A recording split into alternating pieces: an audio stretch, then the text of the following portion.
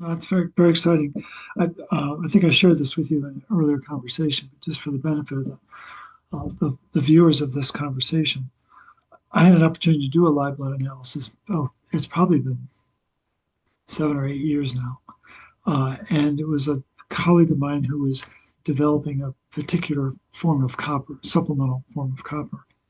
And he put the copper solution, and it was live blood because, because as soon as the copper came in, he was able to identify the parasites that were there, and they just scurried. It was, and what people may or may not know is that copper is antimicrobe.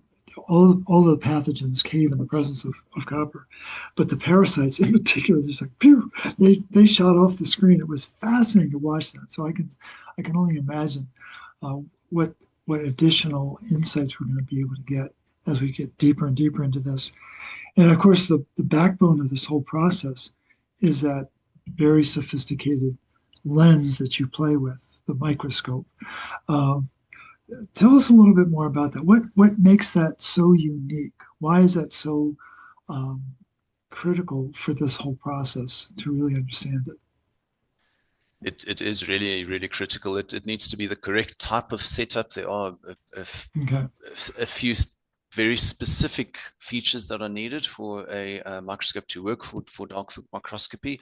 And a lot of it really relates to the fact that we're doing dark field microscopy. Dark field is far less forgiving than bright field. It really needs to have Mm, all the boxes checked for it to work properly. So, it's the strength of the light source, which is far higher mm, than what you would get in a standard conventional laboratory microscope. interesting. And then the type of objective, actually the lens being used to produce the dark field view, is Hmm. a very specific type of lens as well, that uses oil immersion. And then also the magnification range that we're getting is also far higher than what you would get with a standard type of microscope. We are using, with the image behind me, using a 100 times objective, and the magnification Mm. that we get then on the screen is about 4,000 times.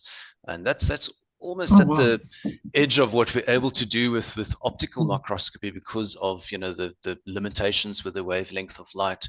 Right. So there's additional magnification built into the microscope that allows us to just to see things far closer than what you would with a conventional type of setup. Yeah, so those are the two main important points. But really, Okay. dark field is where a lot of the sort of magic happens, where we see most of the important anomalies that we then end up working with in practice. So it really is important to have something that produces a clear enough image with high enough level of contrast, where we have Resolution. a proper Yeah. sort of black background, where we're actually able to see all the small, tiny elements between the cells that you're completely unaware of when looking Right. at the blood in bright field. Yeah. And so in the dark field picture that I'm looking at, the dark field, is that the plasma? Yes, yes. So that We're actually witnessing the plasma in that situation? It's absolutely, the yeah, sea yeah. that's the sea that the red blood cells are swimming in.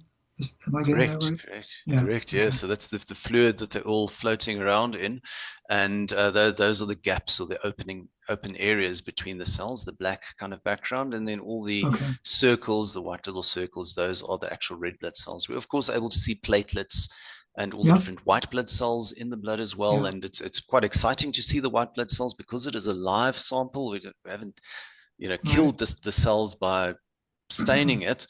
We're able to see the cells behave like they do in the body. So the white blood cells actually move around on their own. We can often see them chasing bacteria, chasing things in the blood, cleaning up the plasma and mopping things up. It's fascinating to see that, and people really get quite engaged with it. It's a bit of Well, an intimate kind of process to see your own blood cells on the screen, and that oh type yeah. of connection really strengthens compliance and motivation for people as well.